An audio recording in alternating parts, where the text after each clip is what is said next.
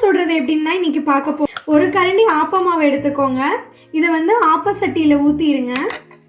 இப்போ வந்து இந்த மாதிரி நல்லா ஸ்ப்ரெட் பண்ணி விட்டுக்கணும்.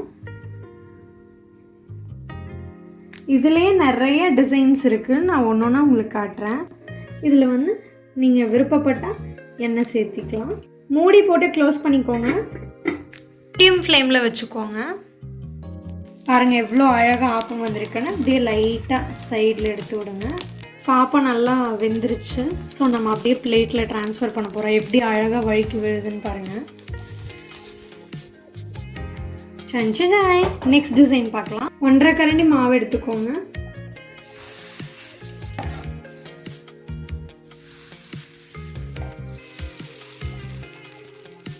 ஸ்டார் ஆப்பம்.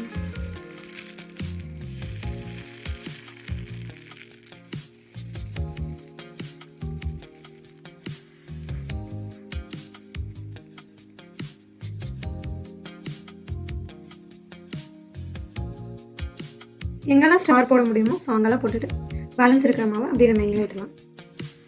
முன்னாடியே சொன்ன மாதிரி சைட்லலாம் நல்லா எடுத்து விட்டுட்டேன். இப்போ வந்து ஆப்பத்தை வந்து பிளேட்டில் ட்ரான்ஸ்ஃபர் பண்ண போகிறோம். ஸோ பாருங்கள் எவ்வளோ அழகாக மலர்ந்து வெந்திருக்குன்னு. அப்படியே அழகாக உட்காருது.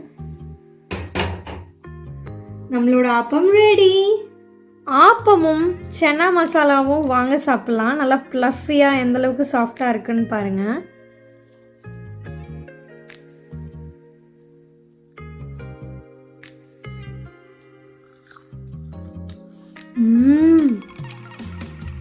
செம்மையாக இருக்குங்க.